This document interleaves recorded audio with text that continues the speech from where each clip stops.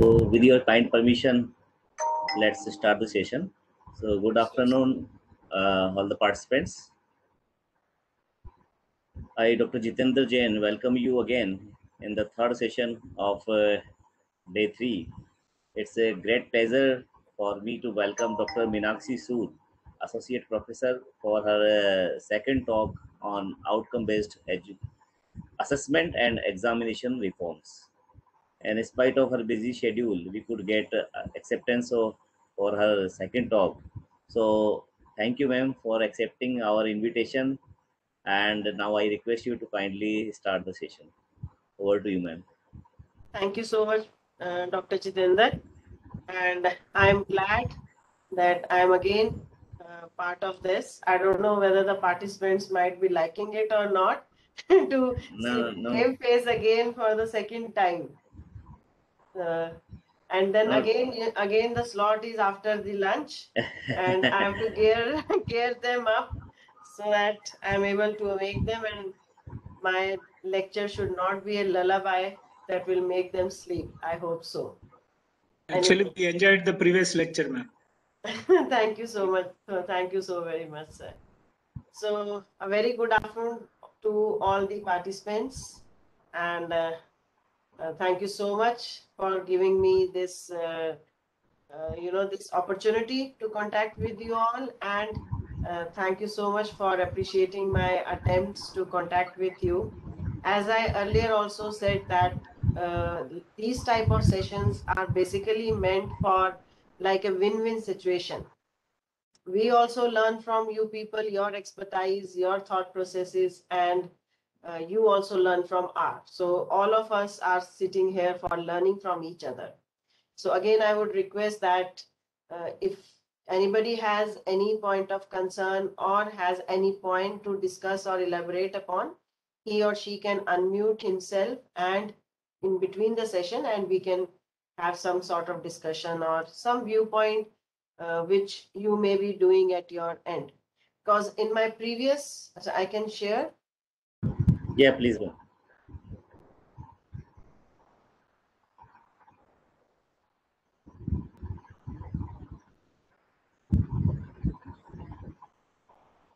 Okay, so the screen is visible. Yes, yes, ma'am, visible. Right. So if you people recall, last session I discussed about the OBE framework, and as I was going through the various sessions which have been covered since my last session, now you people might have got a very clear-cut idea about what COs, POs, PSOs are, how OB is implemented, and I saw like rubrics also you have been covered. So a larger portion of the OBE framework or the OBE model has been covered. I think all the speakers might have done justice to all the sessions. So today I'll be talking about a very important topic, that is the assessment and examination reforms. Because whatever we talk about, whether the output based or we talk about the outcome based, everything has to be measured in terms of some parameters. As we discussed that the outcomes are also measurables, whether they are pertaining to the course, whether they are pertaining to the programs, or whether to the entire the program educational objectives. So everything has to be assessed and evaluated. What the teacher is teaching to the students, how he is delivering, how he is preparing the students for the, for making them a good learner or achieving something, how that has also to be evaluated, and how the students are performing from that information and that education which the teacher is giving, that has also to be assessed. So both ways we have to go for the evaluation also of the students, whether we are able to achieve those outcomes or whether we are able to attain the outcomes up to particular level or not. And also we need to assess whether the teacher or the faculty who is responsible for delivering this education has been successful or not. So my main focus is that what should be the criteria of assessment and evaluation. That is a theoretical part, is a separate thing, that how do we assess or how do we evaluate. But what reforms are brought and what reforms are to be taken to make the assessment and evaluation in compliance with the OBE model. And when I'm talking about OBE model, I cannot leave NEP behind.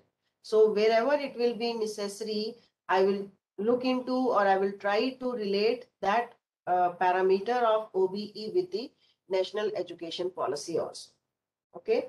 So if I talk about the present scenario, as I discussed, there we are looking forward to a globalization of education. Now, the education is not constrained to a university, or I would say to a country even.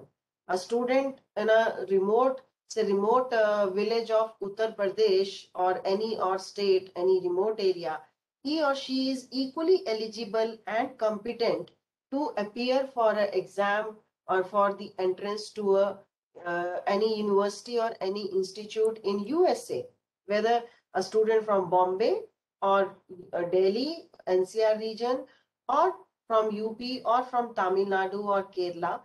There are so much of reforms are taking place so that there is no boundary and every student, every child has equal opportunity and equal footage to assess the the education worldwide. So basically, for this type of scenario, we are not only interested in that what we are teaching, that is a main point, that what we are teaching, what are the contents, and also how the knowledge delivery is there. So much of things have been covered regarding this, but today mainly I'll be talking about that how we evaluate, how to assess whether my question for assessing the knowledge, if I, let's say, any subject I take, say simple physics, and I'm teaching third law of physics, or I'm teaching, say, any topic I can take of thermodynamics or so. So if I'm just asking what is first law of thermodynamics, or how do you evaluate this, how do you or detail this. So if you are evaluating the student on the basis of such simple questions of just which will tell only the knowledge, that will not be sufficient. You need to evaluate the student based on their critical thinking. You should ask the question in such a way, or you should evaluate the student in such a way that he is able to think critically and perform in that way. Because right now our evaluation system is totally memory based. A student who is able to memorize in a better way, he is able to perform in a better way, right? Ratta type of system is there, because the testing capabilities which we are checking by our evaluation, by our assessment system of asking the questions in mid semester or final semester, the very less focus is given on the application of the skill. Some people might differ because now changes are taking place. We are trying to bring changes in asking the questions, in asking the, or not only the questions, or not only the end semester by giving them the assignments or quiz, but right now I'm talking about the overall scenario that the present system is having. So very less focus is on the application of the knowledge, and the entire assessment is examination centric. You people might confirm with me that sometimes I've seen so many cases that if a student is not able to perform in that 3 hours of his entrance exam, say JEE exam or NEET exam, if he is not able to perform those only in those 3 hours, right, then his life take a U-turn. Or in the engineering background also, if a student is not able to perform in the semester examination, his entire CGPA and marks goes bad. because entire evaluation system or the evaluation is examination centric, right? So these are certain drawbacks in the evaluation. Why? Because first thing is the examination dictates the curriculum decision. This is the lacuna of our education system. What we are, see, if you see, basically the student learns what he is expected to answer in the exam. We have the tendency of defining that this unit will be taken in 10 hours and 20% of coverage. This unit will be taken 5 hours at 2% of coverage. So what the student does is, most of the students, they will not give much attention to a topic which has only 2 or 5% weightage, because they know that in the examination they will be asked the questions from the topic which has more weightage, right? So they will study that part only. The curriculum will be decided in that part, okay, what is to be taught. Sometimes we from the curriculum side also, we see, acha, gate mein kya puchte hain? Do you agree? Somebody can give the input regarding this. When I recently I was in the BOS of Central University, I myself said that कि ये topic आप देखिए, whether the gate people are asking question from this. If there are many questions, then put them in the core curriculum. See, we have that attitude because our mindset is like this, that examination, जिसने gate qualify job उसको मिलेगी, जिसने gate qualify किया है. So gate qualify करना मतलब उसको exam देना है, उसके curriculum क्या है, उसके हिसाब से भी decide. कंट्रोल सिस्टम और पावर इलेक्ट्रॉनिक्स कोई नहीं पढ़ना चाहता. They only read, why? Because the GATE has those questions, या गेट में उस क्वेश्चन आते हैं. Anybody can put on some light or want to discuss about this thing, or they differ, or they comply to this statement? Anybody who is from electronics or electrical background?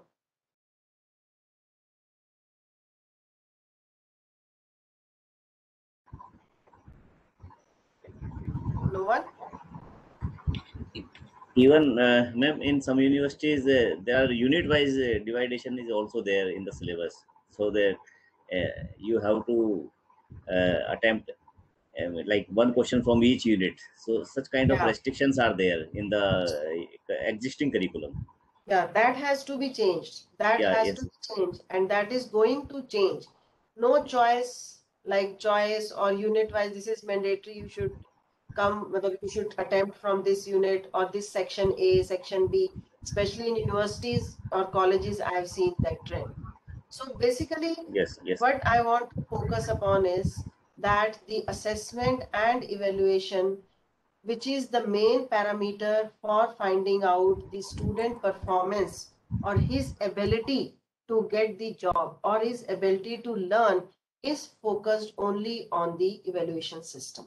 And if we do not have good, the background or good assessment or evaluation method, we will not be able to change our present system, and we will not be able to implement this OBE or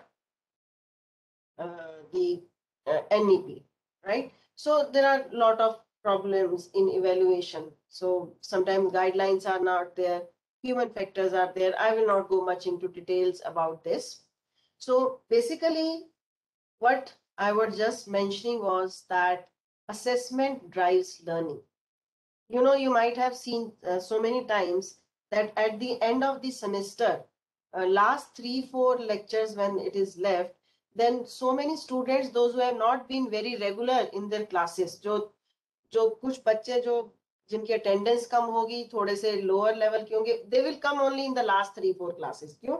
उनको लगेगा है जो teacher उस समय पढ़ाता है, उस समय द लास्ट 2-3 क्लासेस में जिस पे टीचर फोकस करेगा, वो पक्का एग्जाम में आएगा.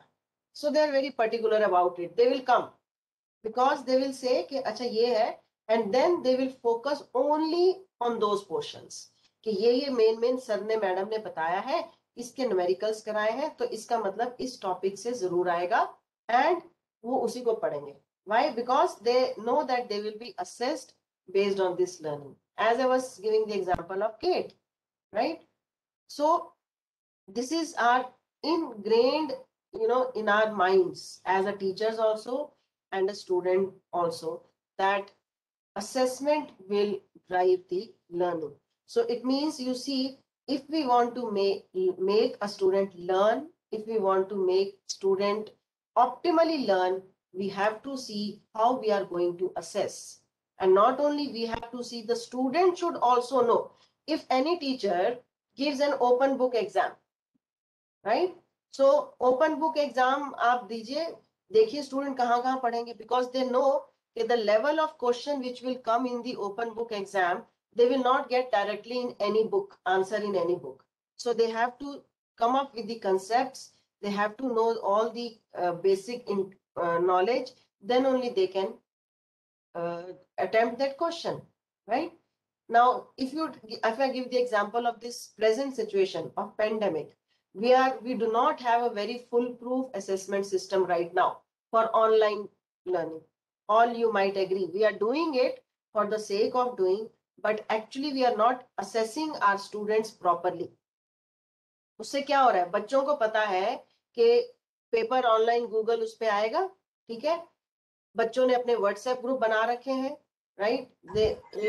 अगर सिस्टम आपने वीडियो ऑन कर दिया है तो उन्होंने अपना साथ में एक और लैपटॉप खोल लिया है, अपना मोबाइल खोल लिया है, और जो भी आंसर है वो उसमें से चेक करके और आपस में डिस्कस करके लिख रहे हैं.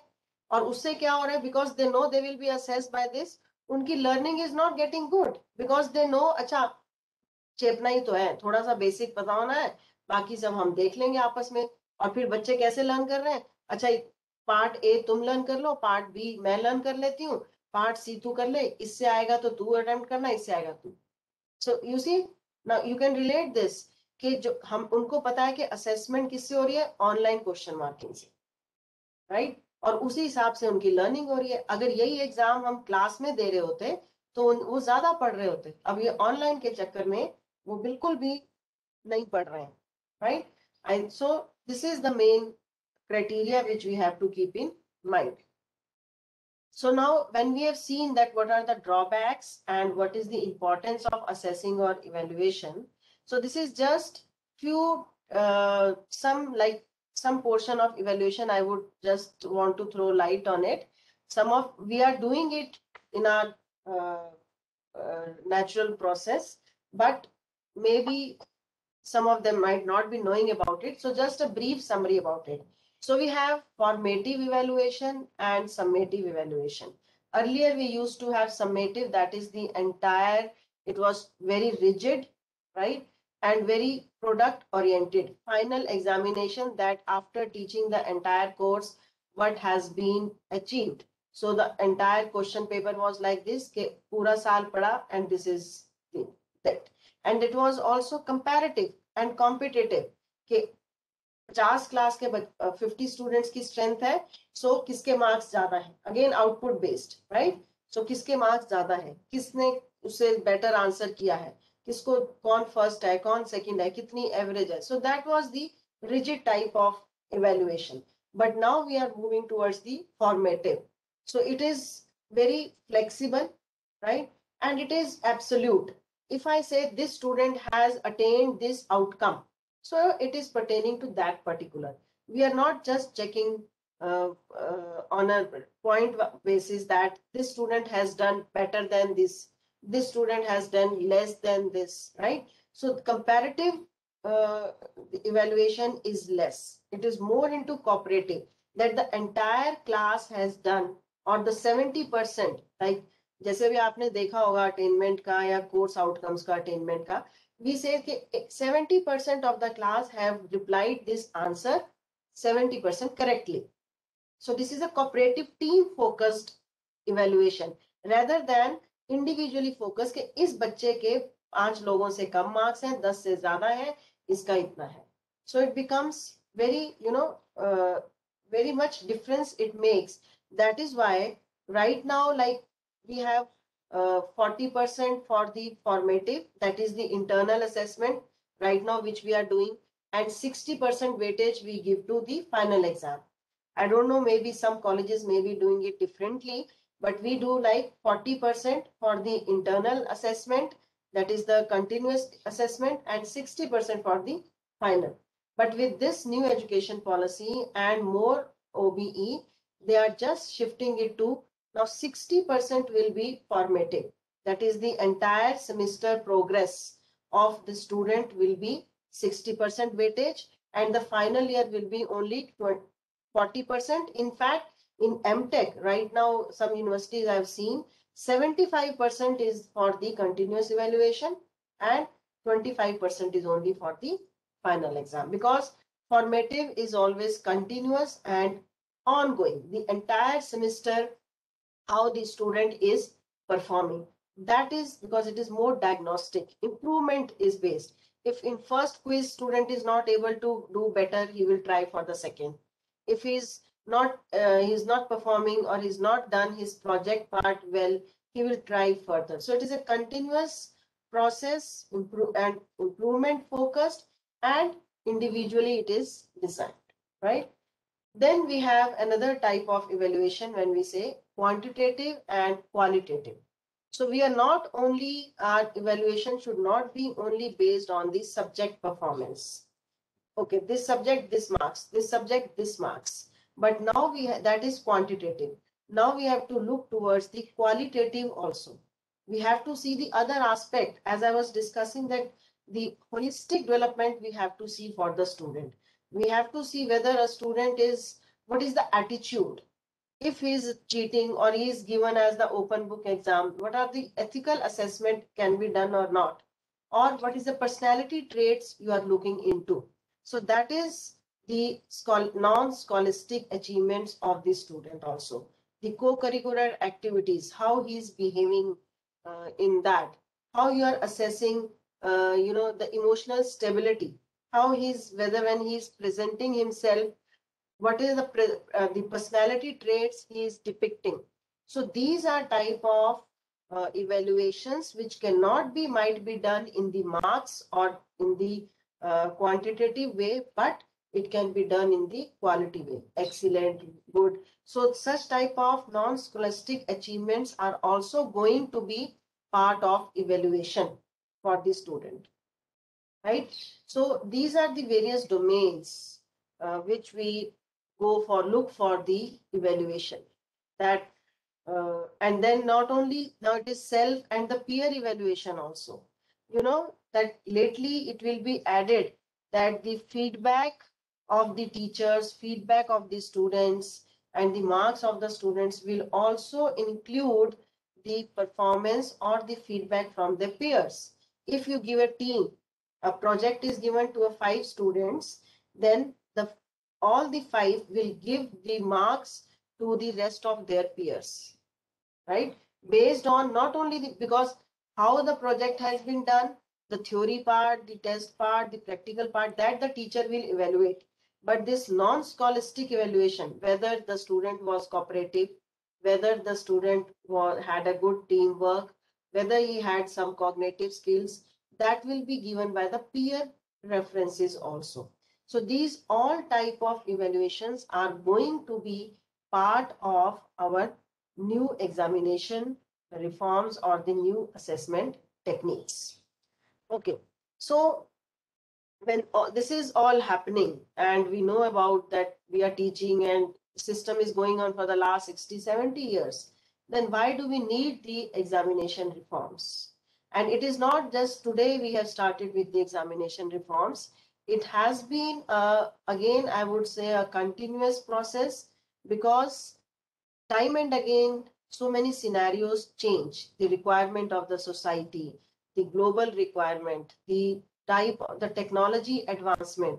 So there are very many factors which require that there should be a change in the examination system, because there is always an intimate relationship between the examination and the teaching learning procedures. So that is why continuous changes has been done and a lot of commissions has been framed, like beginning from when we started with our education policies, Radhakrishnan Mission, then Mudaliar, Kothari Commission. So these are main commissions which came up with the revamping of the assessment through the examinations.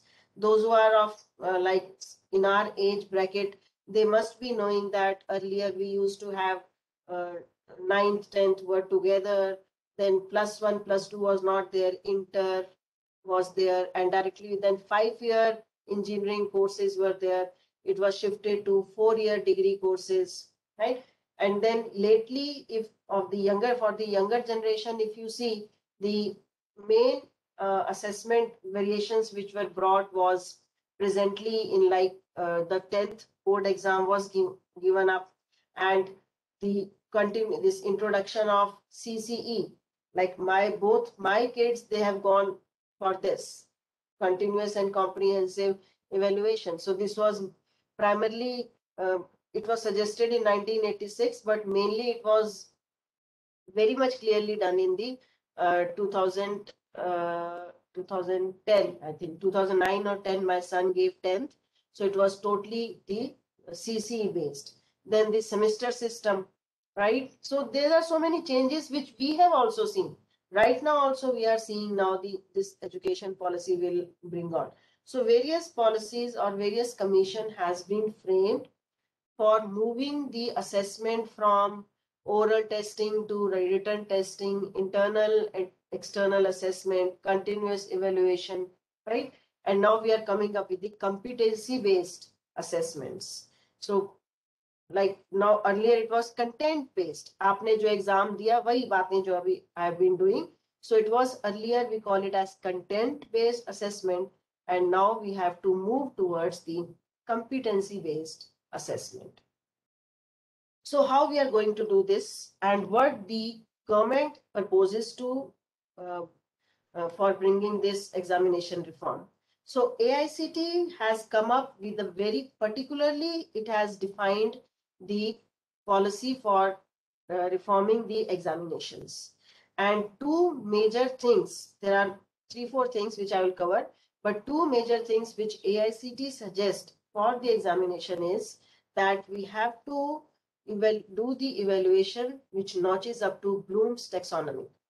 I hope that you people have learned about this Bloom's taxonomy, or few slides I'll show if not very clear. And we have to examine the higher order cognitive skills. No longer the questions have to be asked about write this, what is this, define this, elaborate this. No, you have to go for you know जो mental grey matter है उसको निकालना है बाहर, और वो तभी आता है जब आप बच्चे से वैसे क्वेश्चन पूछोगे. आप बच्चे से क्वेश्चन ही नहीं पूछोगे तो उसका दिमाग उतना ही चलेगा.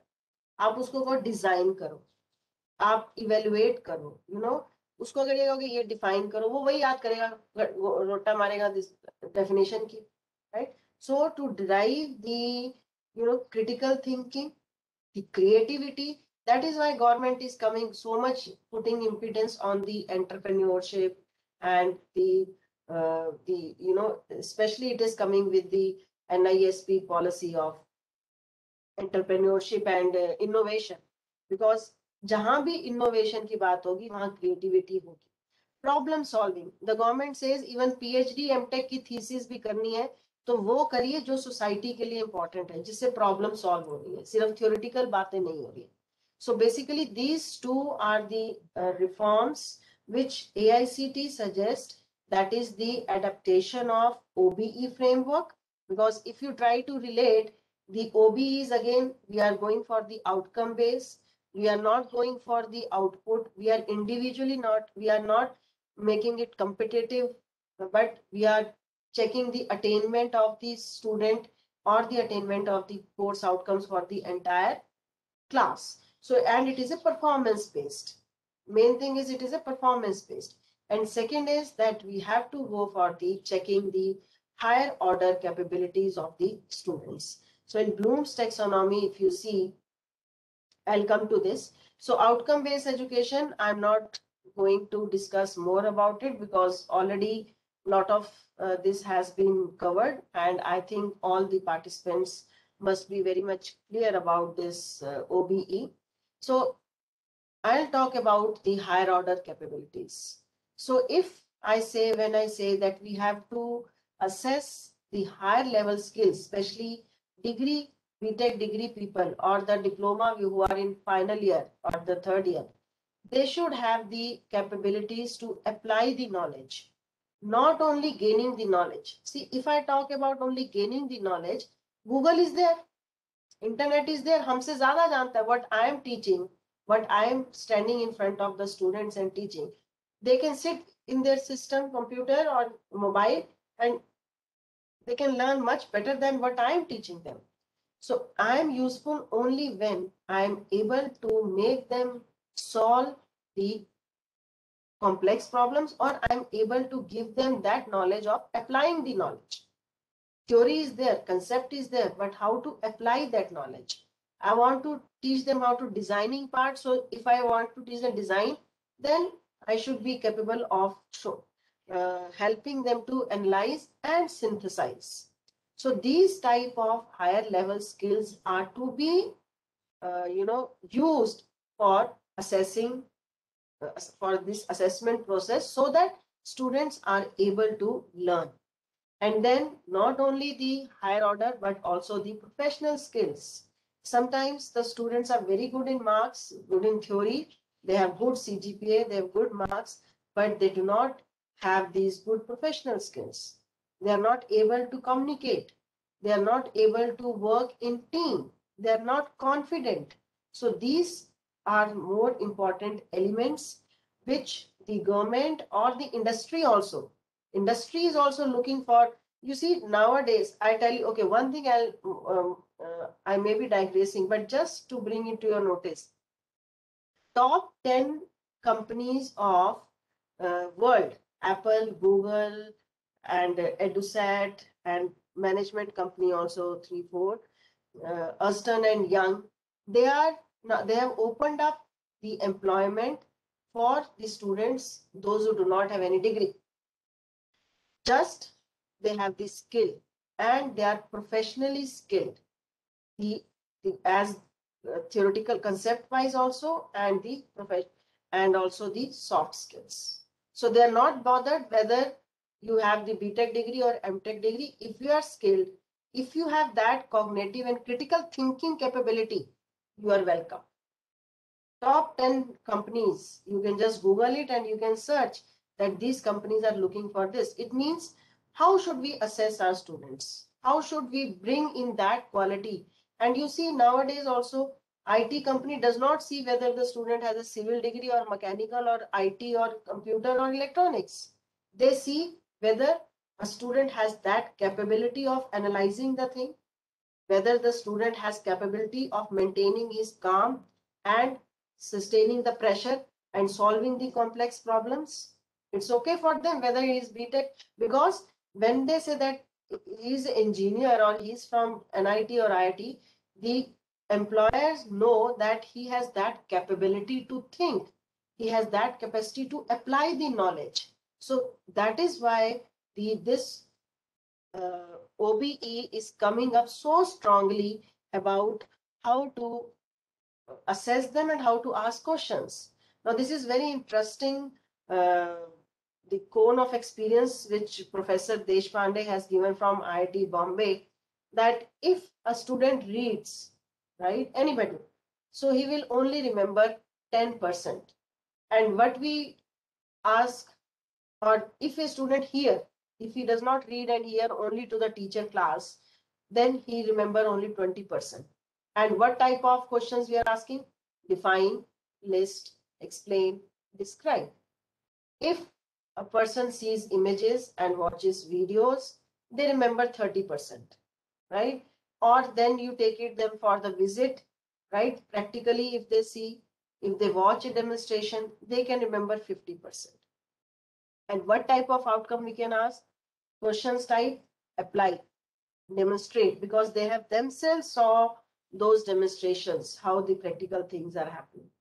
If they design and participate in hands-on activity, they will always remember 70%. There is a Chinese saying also, if you see, okay, if you dictate me, I will remember 10. 20%. If you make me see, I will remember 30%. If I do with my own hands, I will remember 90%. See, so that is how this cone of experience has shown that if a student is able to design or participate in hands-on activity, or he is able to perform a presentation or simulate or model, then he will remember 90% of the things, right? And then you can evaluate him on the basis of analysis, design, evaluation. So the nutshell or the theory of this cone of experience is that we should make the students learn, do more and more this, ask more and more this, because this is a cycle. If I ask such type of question, the student will know that ये madam ने तो ये evaluation और designing part ही पूछना है, so they will learn how, what to do, like, and what should I read. And then if I give them this exposure, hands-on activity, rather than teaching them on board, give them the activity, they will be able to do this. Tell them to simulate. If I tell them to simulate a simple CMOS, they will able to see कि अच्छा इसका ऐसे करेंगे तो ये result आएगा.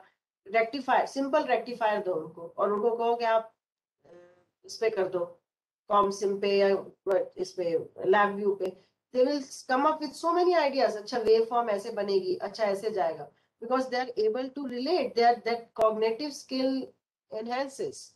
So this is how the we can just think of that how do we revise our style. And this is just one slide I have put on the Bloom's taxonomy. So earlier we used to talk about only these levels. These are called the lower order thinking skills, that we are just asking them the question which can recall the information, definition, describe, list, right, explain, interpret, summarize. So this was just related to the memorizing, but we have to move this higher order skills, analysis, apply, find this, compare this, right, critique this, or justify this discussion. And last one, this is like constructing, designing. So here we have to bring changes in our style of asking the questions. And now again, I was talking about that we can just in between, I can tell you about the NEP also. So NEP also very clearly gives the features of assessment. It should be formative, similar things, similar to OBE, most of them. Formative, competency based, right? Promoting learning, focus on assessment for learning, higher order skills, analysis, critical thinking, right? And if I talk about the school system also, that will also be like continuous teaching learning process. So NEP and OBE are going hand in hand where the assessment or the evaluation criteria is suggested. So now we know the problem and we know the future what we want. So we have to find out the gaps in the present system, where do we lag and how we need to move. So we all know when we are talking about OBE, अभी तक ये सबको clear हो गया होगा that we, for applying the OBE, we need to have the outcomes, learning outcomes of the every subject, that is the course outcomes, of the every program, that is the program outcomes, right, and POs. Now where do we lag is that we do not have a proper mapping between program outcomes and assessment tools. We are having a mapping of course outcome and program outcomes. कि इस course outcome से ये program outcome हुआ, इस program outcome से ये PE हुआ. That mapping we are making, but we are not focusing upon that how that course outcome or program outcome will be mapped with which assessment tool. I'll show you one, right? Like, okay, I'll come to this. So basically, this is the missing, or this is the gap, which is primarily it is or a missing link in the effective adaptation of OBE framework. And we have, as a faculty, we have to work upon this, that how do we first do the mapping? Like now, if I say the learning outcomes, then cognitive learning outcomes, they can be done by lectures, by tutorials, by discussions, right? even the affective psychometer. So these are the various activities. How can I assess? We are taking end exam, we are taking multiple choice, we are doing the essays or quiz, we are going for the interviews, right? Presentations, seminars, we are doing this. Presently, 90% of things we are doing depending upon the subject which we are taking, but we are lacking somewhere.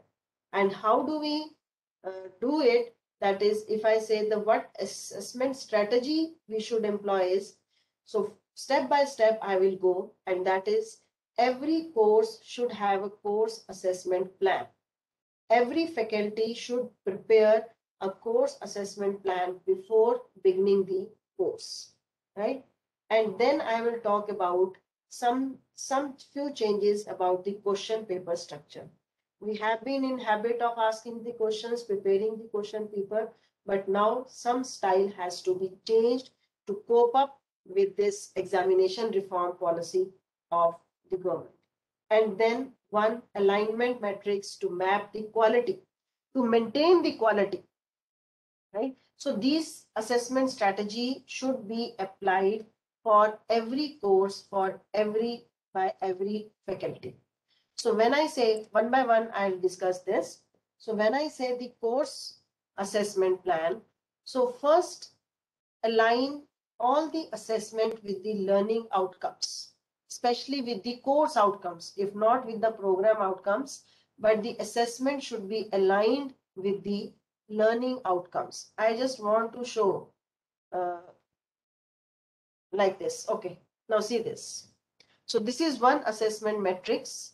So I have put the program outcomes here, right? Or you can put the course outcomes here also. And then you can justify that for these program outcomes, I'm going to use direct tools and indirect. When I mention the direct tools, it means the test, the internal test or quizzes, they will map PO 1, 2, 3, 4.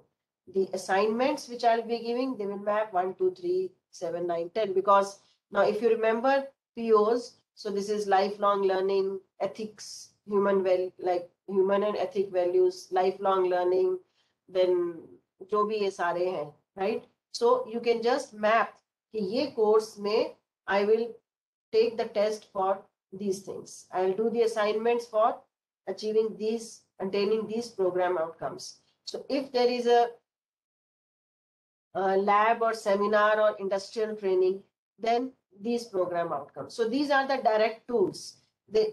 I'm not saying only 3. You can use any of them, like seminars, like presentations, case studies, whatsoever, but you should have a mapping between the program outcomes and the assessment tools. And these are certain indirect tools which are responsible for the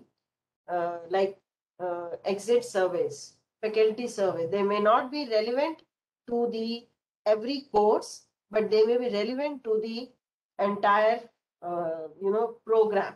Okay, so like alumni survey, exit survey, course end survey, faculty survey. So there should be a matrix which should be articulated beforehand to tell that which assessment tool will be used for attaining this program outcome, right? Similarly, there should be the the alignment or the metrics of the level of learning, or like this one.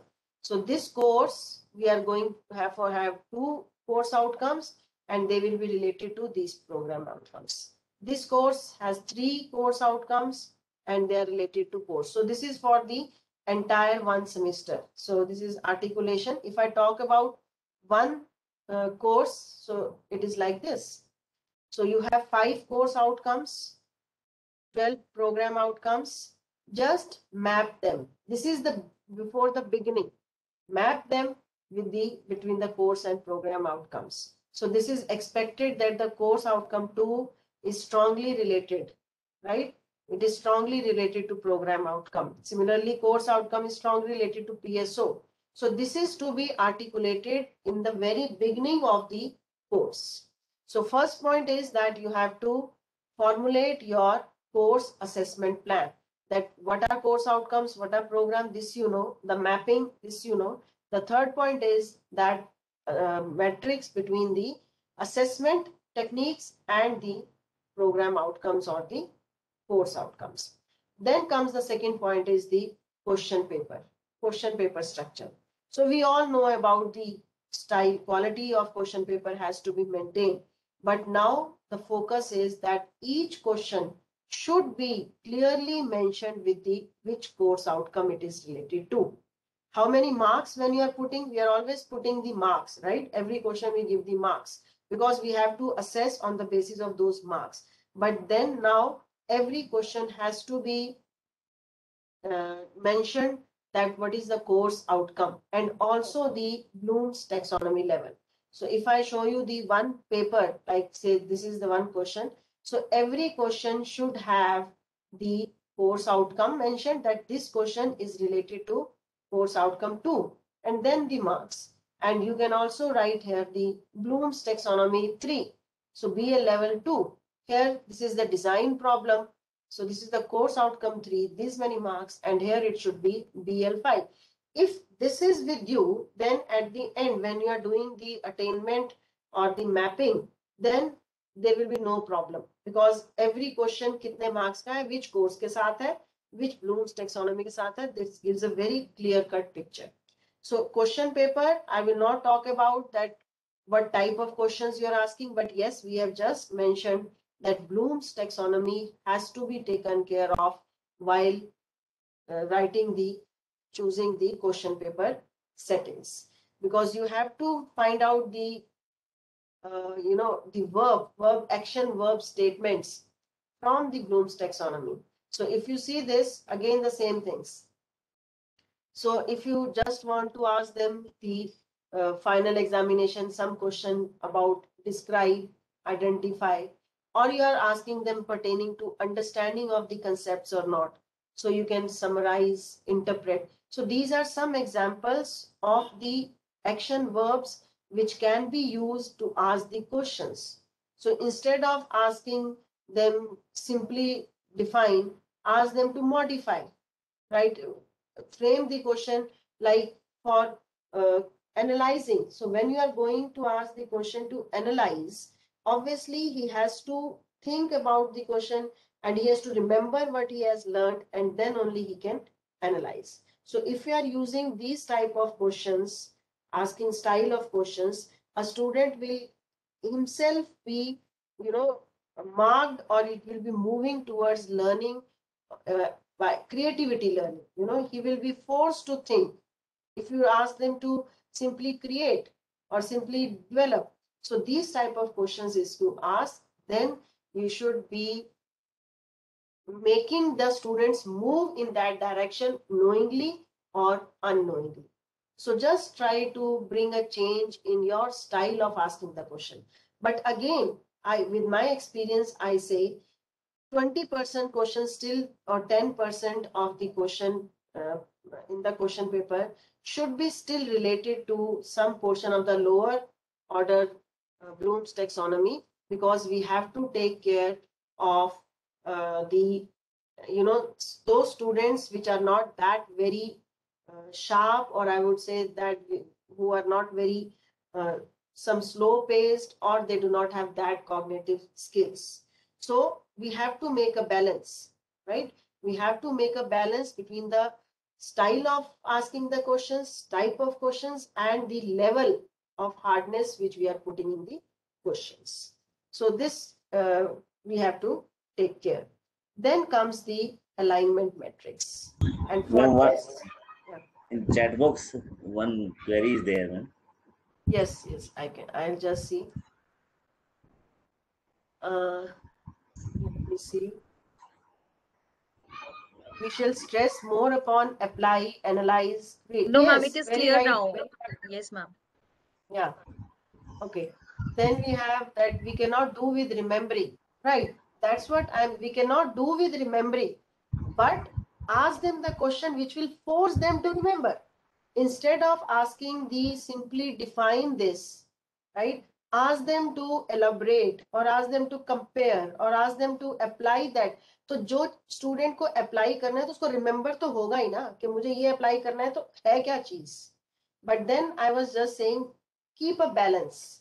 Because we have to take care, we are not just taking the class of only those students which are above average, right? Especially for the undergrad or polytechnic, we are having a blend of the students. So some questions can be put on the remembering part also or understanding part also, but we should take care that more is so that students start moving in this direction. In a one day, we cannot expect, but students start thinking in this direction. And in the beginning, there will be problem with the teachers also framing such type of questions for the students also, but slowly by end, we had one teacher, 25 years back, we had one electronics teacher. He used to give open book from Milman Helkias. Those who are from electronics and electrical, they can just imagine getting a open book from Milman Helkias is something very new. हमारे time तो local authors Indian authors नहीं होते थे. So we हम सब कुछ छोड़ के we were just into that book and we knew that ये टीचर तो ऐसे ही क्वेश्चन देगा, यही पूछेगा, कोई नहीं पूछेगा. So we used to study like this, and because of that those concepts of like antenna and wave उसके थे, और मिलमैन हेल्कियस से वो इलेक्ट्रॉनिक्स के जो ओपैम्प और उसके बेसिक्स पूछते थे. So वो अभी भी ingrained hai. We do not require it to read it again and again, right? So some time it takes, but slowly and slowly we can move in that direction. Okay. So third part is the assessment tool. And as you might have done in the previous sessions, that rubrics has to be given, because rubrics basically serves you as a transparent guide, not only the teacher, but also to the student.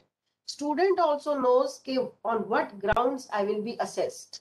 And the teacher also has a very clear cut idea about कि उसने ये लिखा है तो ये है. That is subjectivity is removed. See, sometimes it is like, you might have also seen कि कई बार पेपर रिव्यू होने आते हैं यूनिवर्सिटी का, टीचर ने उसको फेल किया है, और when it comes for the revaluation उसको 70% मार्क्स मिल जाते हैं. Why? Because rubrics नहीं होते थे. मेरी नजर में अच्छा उसने ये स्टेप वाइज किया है, इतना स्टेप किया, I can give you marks. But किसी टीचर ने किया, रुब्रिक्स डिफाइंड नहीं थे, हाउ टू स्कोर, उसने देखा answer is not correct, 0, 5 marks gone. And I will say कि ओके स्टेप वाइज किया है, give him 3 marks, because there was subjectivity. My thought process of assessing the student may be different. So that is why very clear cut rubrics, if it is given, then I can, even a fresher can check a paper, even an experienced person can check a paper, even an interdisciplinary person can also check.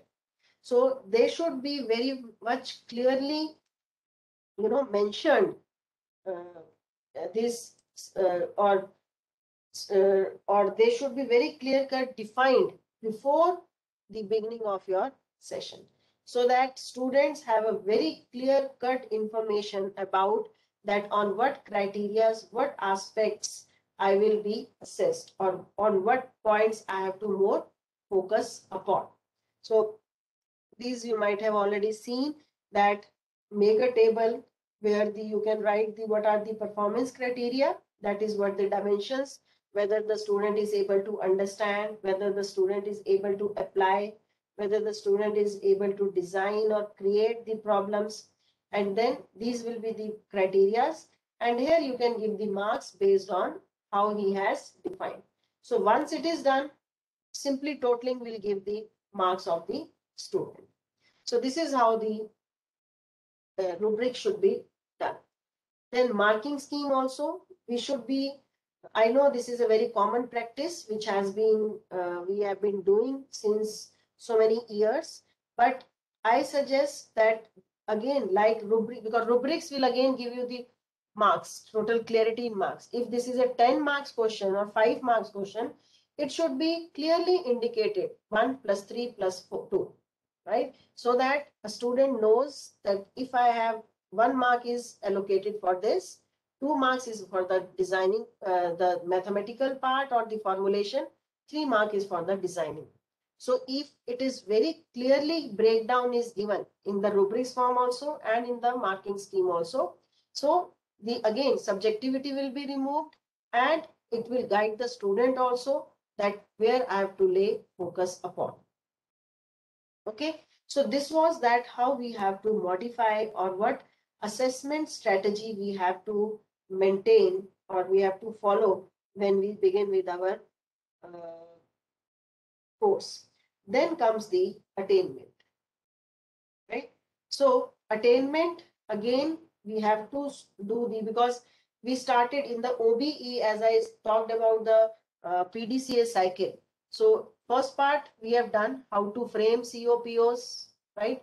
Second part we have done that how to teach, what pedagogy, how to assess, right? Now it is the third part, that to check whether we have attained what we have planned or not. And that is the main parameter is from the assessment. Whether we have attained the course outcomes, then we will check whether we have attained the program outcomes, and then from program outcomes, we'll check whether we have attained POs. So the main things come first, the attainment of the COs. And the attainment of COs is always on the basis of the evaluations of the students' performance.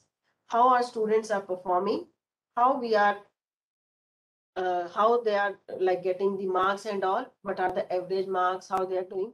So because that plan will only help us to reduce the gap between what we have articulated in the beginning in the plan section and what we have achieved. So that gap has to be reduced by checking that what attainment has been done from the assessment, right?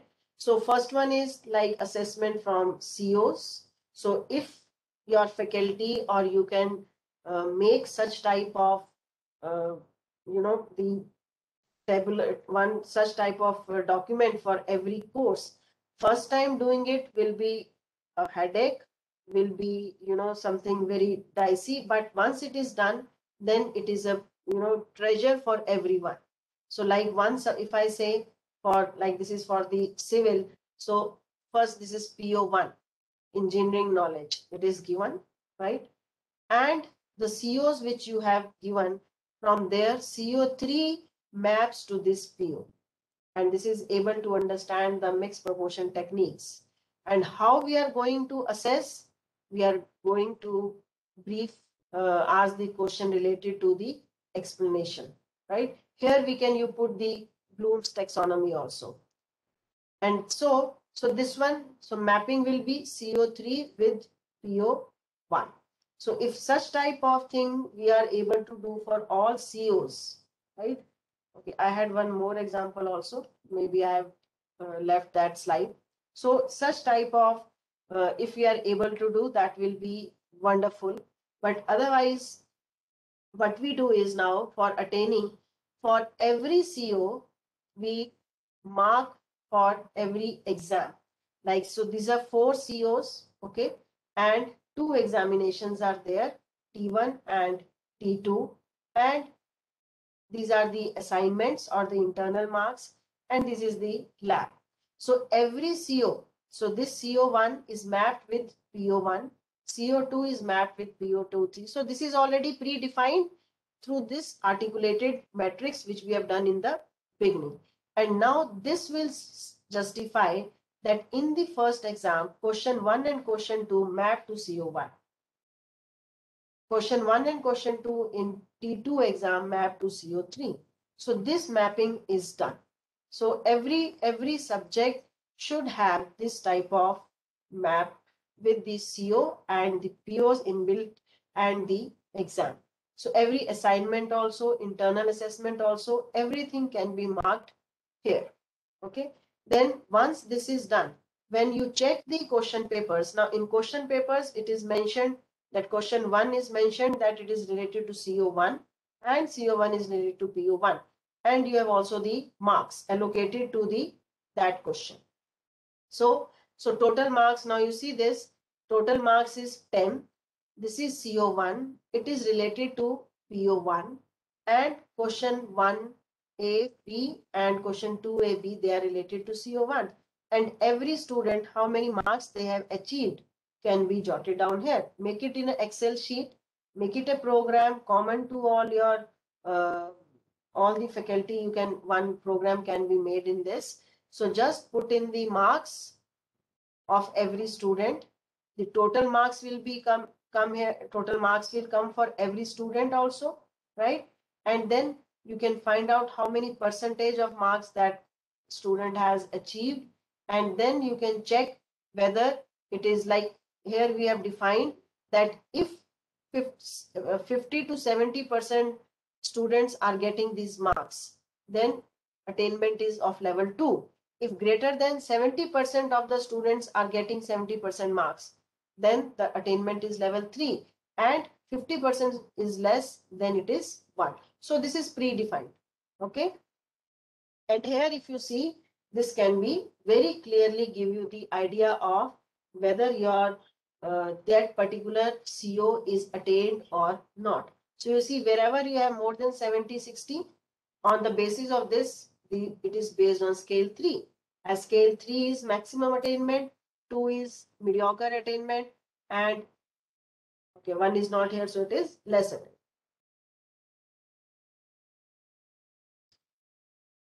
So this is how you can just make one attainment table for the, so this is for one subject.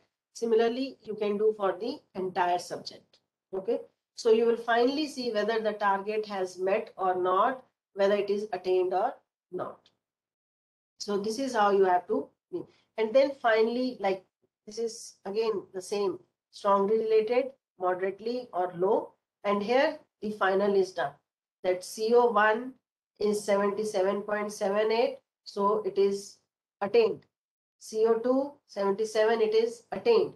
CO3 is 72%, it is not attained, because we have said that more than 75% of students must achieve 70% marks. So here 72% have achieved, so this is CO is not attained, and again 55, so it is not attained. So very clear description can be framed if you have such type of mapping. Ma'am, is there any criteria for defining this target? Like you defined here is 70, more than Sir, 70. no, there is no thumb rule defined by AICT, right? But Yeah. again, yeah, but because in some places we say that 60% is the criteria for passing, right? Or 30% is very low and 60. So they make it 60 to 30, or where MTech courses are there, where the students are expected to have good marks, there we keep for higher. Otherwise, 70% marks or 80% marks becomes a higher benchmark. So Yes, there is yes. no thumb rule, but yes, not less than 60. Like this, how many students achieving this can be kept 70 to 75%. This can vary, whether it is 60% or 80% or, but not 50 or 40. Right? So this is Okay. the benchmark which every institute can define by itself. There is no as such the defined benchmark data कि इसके लिए attainment है और इसके लिए नहीं है. कुछ courses होते हैं जिसमें बच्चों को 60 मार्क्स ही हाईएस्ट आते हैं. टीचर्स इतना टफ एग्जाम, हमारे एक सर होते थे, वो उनमें 100 में से जिसको 40 मार्क्स मिलते थे वो हाईएस्ट स्कोरर होता था. तभी वो रिलेटिव ग्रेडिंग हो जाती थी. Yes. So Yes. there is no benchmark, but yes, it depends. Miss Palvi, it depends upon the difficulty level also. Okay, so this can be just see, these type of formulation will not only help you, but also those who are going for NB accreditation. They will be, means if you have everything in the place like this, so there will be no questions on कि आप कैसे कर रहे हो, क्या कर रहे हो, right? So very clear cut, everything. See, everything, when you have everything measurable, आपने percentage देखा, marks देखा, आपको सोचने की जरूरत नहीं. 2.78, okay, it means this is good. If it is 1.14, आपको पीछे पूरा data देखने की जरूरत नहीं है. And that is why I was saying that it is not a it is competitive. It is totally like, it is a competitive, not comparative. Just we are saying that 77% of the students have attained more than 75. Not roll number 54 has got this many marks, roll number 70 has got this marks. उसकी बात ही नहीं करनी है. हमको पूरी class को as a average, as a whole देखना है. Right? So once that part is done, Any questions regarding this part? Chat में है क्या कुछ questions sir? Let me see, ma'am. They are Average suggesting yes. average of previous exams and depends on the subject difficulty. That's all. Subject difficulty, as I said, that yes, that is there, and that is why I'm saying like for MTech आपको थोड़ा stringent रखना चाहिए. वहाँ पे बच्चों से ज़्यादा expected है. जो first year वाले हैं उसमें you can reduce, because उसमें conceptual और थोड़ा सा बच्चों को difficulty आती है. Third year, final year, you can have more. So that is why I'm saying that this is the prerogative of the institute, that how they are putting the distribution. And man, one more thing. Suppose any institution is going for renewal of NBA accreditation after 3 years, or let's say 5 years. Then at the time this target level is to be taking higher, or No, they will see the previous 3 years data.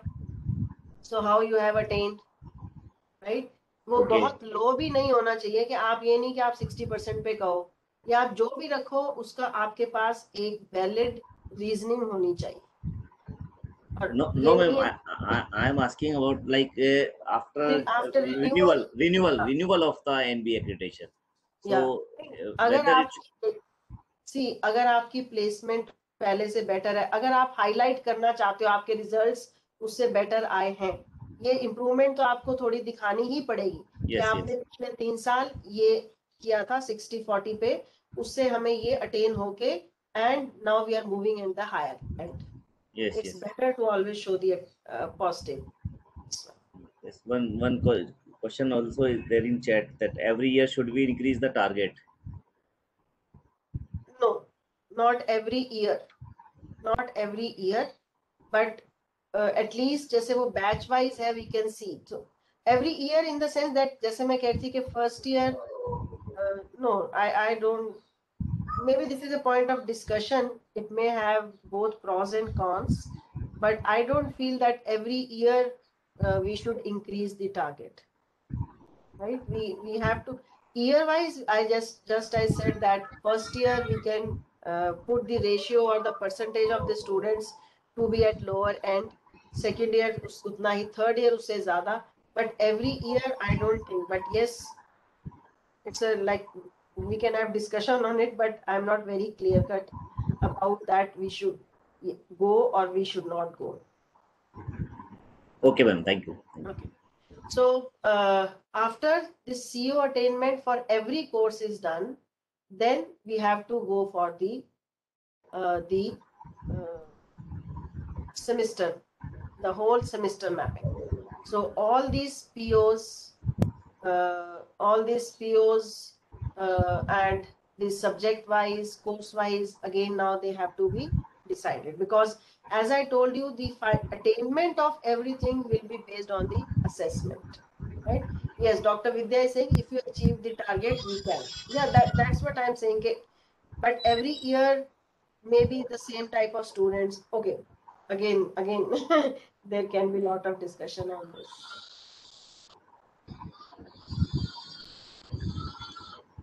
So now after the course outcomes have been attained for every semester, then we should go for the PO, and that will be semester mapping, because POs are related for the entire course. So then they can be quantified and they can be measured, and just see that what is the average and what is the semester attainment we are. So basically, why we are doing so, as the question was the whether we should go for or we are achieving the target or further we are to, because the mainly thing is that we have to find out what are the gaps. Why we are doing so, that we have to find out whether all COs are covered. These things please keep in mind. Sometimes we miss it. Sometimes what will happen, lot of redundancy. Every CO will be mapped with one CO will be mapped with every PO, or all the questions will map with one CO, right? So we have to see that uniformly, if not uniformly, but equal coverage of all the COs should be there in the question paper. And that is why we mentioned that every question paper should be defined with the COs. कि अगर आपका T1 में CO 1, 2, 3 है तो क्या question paper में तीनों COs cover हुए हैं कि नहीं हुए. अगर तीनों COs कवर हो रहे हैं, it means balanced question paper है. So it means all COs will be there, right? And whether they have been covered, like look for reinforced learning. They have covered sufficiently. ये तो नहीं कि one is covered, some CO is getting too much attention, other is not giving. और दूसरा क्या हो सकता है, CO 3 है but only for 1 mark and CO 1 is of 6 marks. So it is not sufficiently being covered. आप describe और उसके लिए तो 6 मार्क्स पूछ रहे हो और एनालिसिस के लिए एक मल्टीपल चॉइस दे दिया है. So that is also not good, right? So we have to look for all these things whether. और उसी से when you see this, see it is not only giving the marks. When you will see this part, you will see कि average कौन सा question है जिसमें बच्चे ने, अब ये वाले बच्चों ने अटेम्प्ट ही नहीं किया है. It means either, see, then inference is drawn. ये सब क्यों कर रहे हैं? Because you have to draw the inference. It means either this portion was not clear to the students, right? Or the type of question which was asked was not up to their level, or the students were not, like, you have to find out, you have to draw the inference कि ये question बच्चों ने क्यों नहीं किया, या कौन सा question बच्चों ने attempt बिल्कुल भी नहीं किया. What's the reason? Whether there is some lacuna in teaching, or whether there is some lacuna in making them understand what is the reason. So basically it is not only playing with the numbers, it is also the analysis part of the students' capabilities, right? So that if I say that like the CO 3 and 4 are not met, it means something has to be done from the teacher side to make this CO 3 and CO 4 attainable.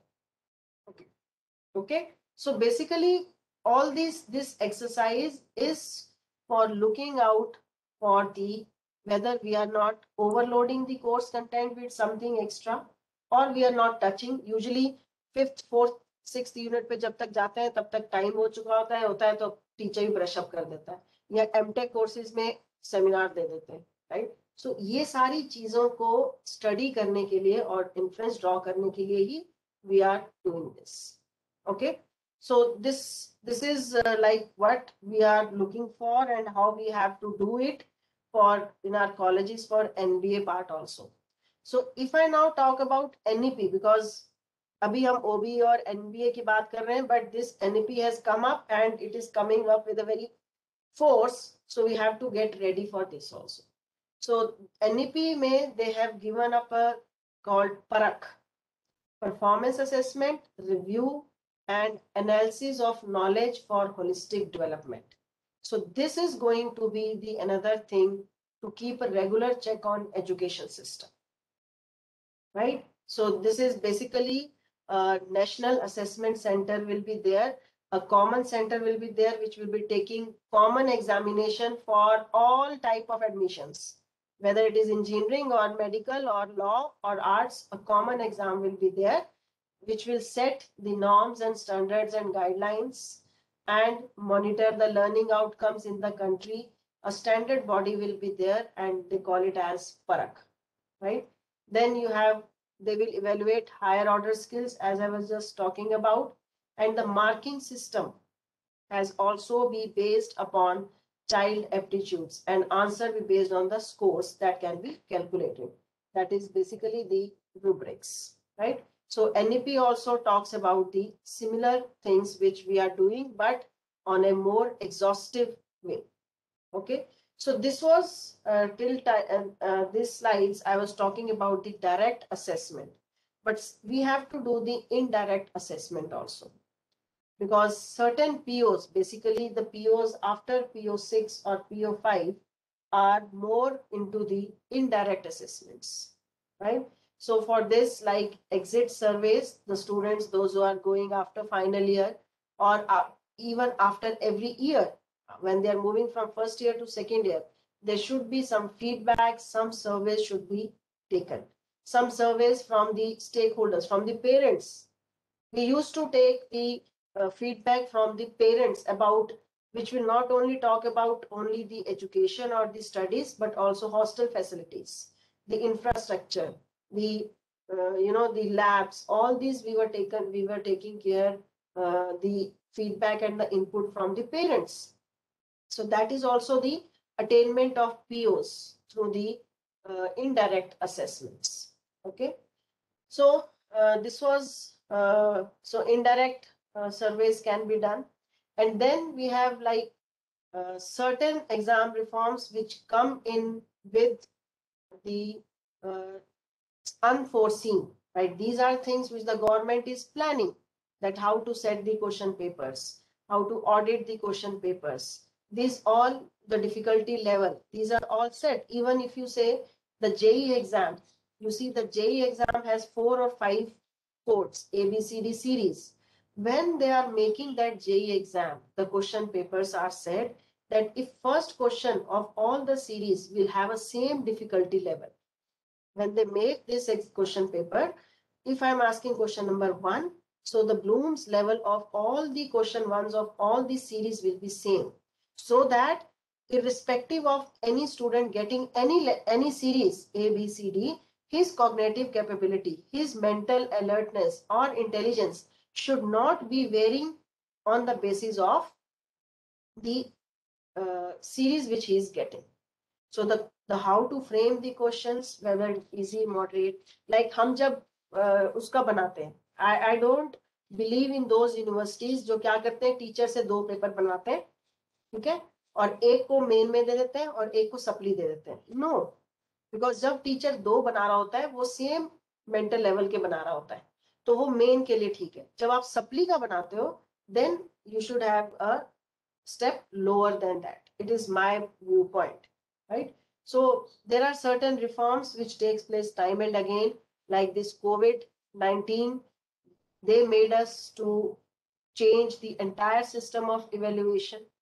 Till date, we are fighting with it, that how to take the practical examinations, how we are going viva voice. There are certain softwares, some labs, some colleges, good engineering colleges, they are able to provide that software where the students can have access to this. So what I want to say is certain reforms are unforeseen, and the government keeps on bringing in those reforms based upon the circumstances, right? So these are just I have just jotted them out, the changes which the UGC has suggested in April 2020, seeing the COVID-19 situation, that open book examination have to be given, and MCQs or OMR based examinations, then some viva voice on Skype has to be taken, group discussion has to be taken, social distancing. So these are certain reforms which are presently being suggested by UGC, right?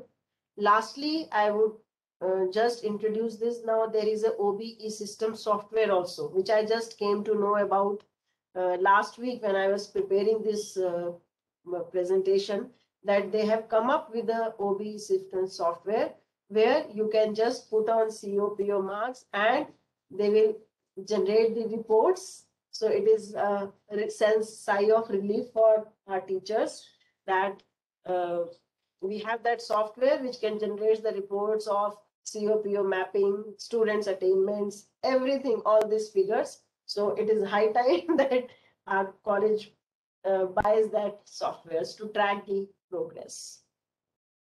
So this software can help teachers designing the curriculum and also keep a tab on students' growth. So with this, I would like to conclude my presentation, and I'm open to any questions or discussions which you people might have.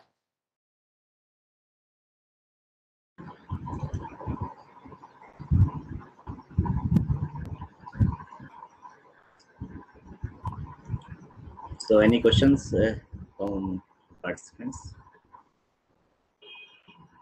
All the 95, but either see, when there is no question from this participant side, then it means 2 things. Either I have made the thing so much clear that there is no query, or it is all clear that there is nothing to be asked. Yes, ma'am. Yes, ma'am. Ma'am, I have a question. Yes, I am honored. My question is, that these PO and CO mapping, which is done, this Yes. process is should be followed by every university, higher Yeah. education university, and school level as well. So at the moment, not all universities and higher education institutions are following it. So by what time should we complete it so that we are at par with the new education policy, because we don't know when it is going to be implemented. See, those higher education institutes or technical institutes, those who are looking for accreditation, because any college, whether it is autonomous or whether it is like linked to only affiliated or individual, they will have their stand in the market if they have the accreditation. So whether they go for NBA accreditation or the as a NAC accreditation, so they need to have some sort of accreditation if they want to stand in the market and if they want to have quality students. So if they're going for NBA, then it is mandatory to go for this COPO mapping and framing. If you're not doing so, NBA will not entertain. So if you are thinking of, and NBA does not comes only for the 1 year data. When you apply for the NBA, you have to show the previous 3 years data and 3 years performance. So if today you think of applying for NBA, the next 3 years you have to develop all these processes and procedures in your college, right? First thing. Second thing regarding NEP, the timeline is a bit longer one, because if I talk about NEP, I don't know whether it has been covered or not. These affiliation, autonomous, all these colleges will be dissolved if you are not coping up with all these parameters, and then you do not have any stand. So each and every college for his sustainment has to go for this OBE model at least. NEP तो बहुत सारी और चीजें लाएगा, उसमें तो so many things will be there. There will be one central like MERUs, multidisciplinary education research institutes.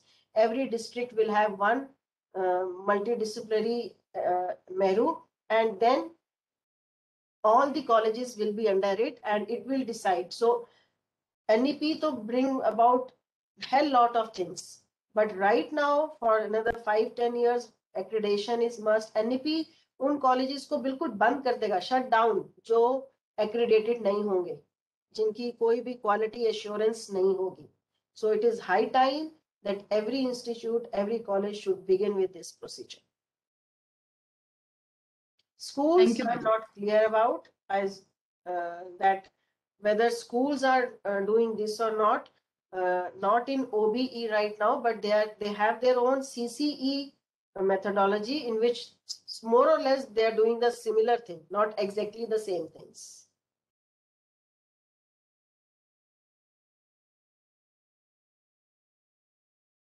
How do the gap analysis after COPO mapping? Yeah, that's what I was just telling you by seeing the your mapping. Like when you see the CO, which CO has, it is again to be on the reverse side. You see which CO has not been mapped, not been attained.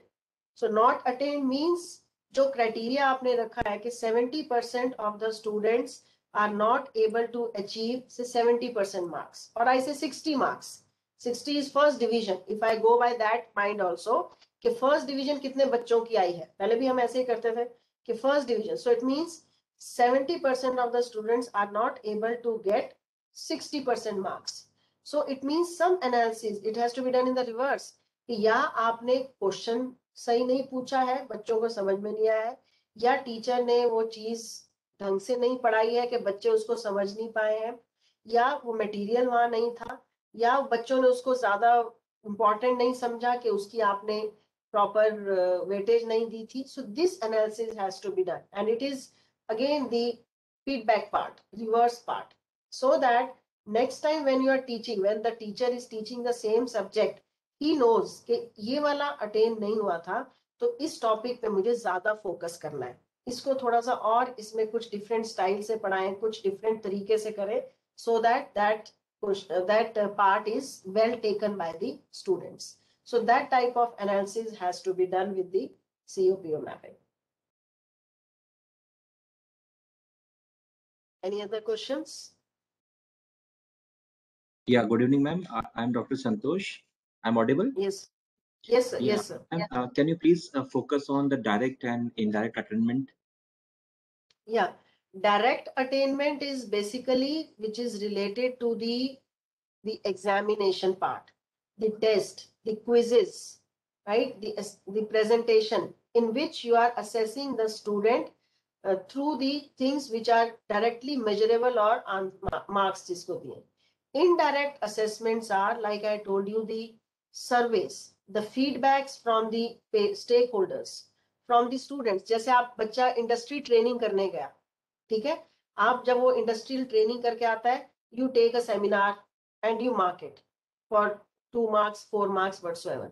Now, if you take the assessment from the industry, जहां वो industry training करने आया, so that will be your indirect tool, right? Or you take the, as I gave you the example of like एक PO, जैसे आपका कोई भी PO है या आपका PO है कि बच्चा हायर स्टडीज में गया कि नहीं गया, तो आप फाइनल ईयर में उसको you are making them available to the mock interviews for the placement, या आपका प्लेसमेंट सेल कैसा है उसका फीडबैक लीजिए, एलुमनाई का फीडबैक लीजिए. बेस्ट इज एलुमनाई, क्योंकि एलुमनाई विल टेल यू कि जो आप क्लास में पढ़ा रहे हो वो बाहर यूज हो भी रहा है कि नहीं हो रहा है. आप अभी तक C++ पढ़ा रहे हो, वहां बाहर पाइथन की बात हो रही है, आप अभी सिर्फ डेटा स्ट्रक्चर और उसमें पढ़े हुए हो, वो आगे जा चुके हैं. So take the feedback from the alumni. So that type of indirect assessment has to, these are the tools. Exit surveys, when the final year is going on, ask them to give them, तब उनको डर नहीं होता. Year wise survey लेते हो, feedback लेते हो, उनको लगता है अच्छा टीचर हमें पता चल जाएगा किसने लिखा है या वो होगा. Take them when they are going out. They will give you the clear, true picture. So these type are of the indirect assessment tools which you can employ. Okay. Thank you, ma'am. Thank you so much. Thank you. So, ma'am, there must be some kind of participation of alumni and, or you can say industry persons in the curriculum development. Yeah, for exactly. every university. Every BOS also should have. Yes, Every yes, every college, BOS. every department should have BOS representative of alumni as well as present students, and industry to hoti hai. Alumni. Yeah. Yes, yes.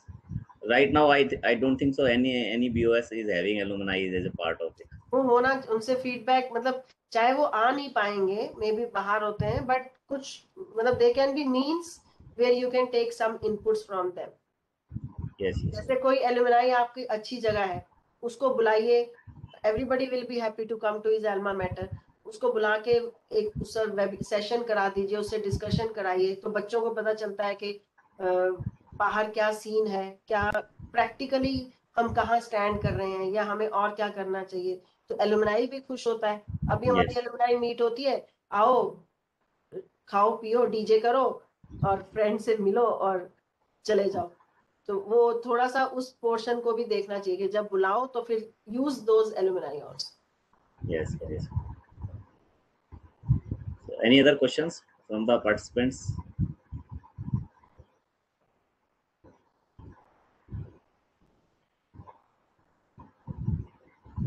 I think there is. Dr. S. Brinda, thank you. Whole session was very nice, ma'am. Thank you. Thank you so much, Dr. Sanveer.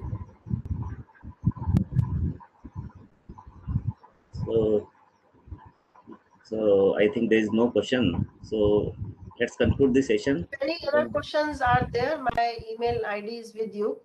You can mail me and I'll be far than happy to reply your queries. No issues. Okay. So thank you very much, ma'am, for this very informative session about outcome-based assessment and examination reforms. You explained the concept of like assessment-driven learning, different evaluation domain, content-based assessment, competency-based assessment, and reforms in examination, NEP-based assessment like Parakh beautifully. I hope all the participants enjoyed this session. Now, on behalf of all the participants, Engineering College Bikaner and AICT Atal Academy, it's my privilege to extend vote of thanks to Dr. Meenakshi Sood ma'am for excellent and informative session. So thank you very much once again, ma'am, for your Thank you so much. accepting this our invitation for the Thanks. second talk. Thank you, Thank you ma'am. so very much, and thanks to all the participants. And thank you, Dr. Jitendra, for giving me this opportunity. And your batchmates, so I'm so glad that Yes. we came in contact because of this Yeah, FDP. yes, ma'am, exactly. Okay. Thank you very much. Thank you, sir. So thank you. Okay, ma'am. Thank you. So we are closing the session now.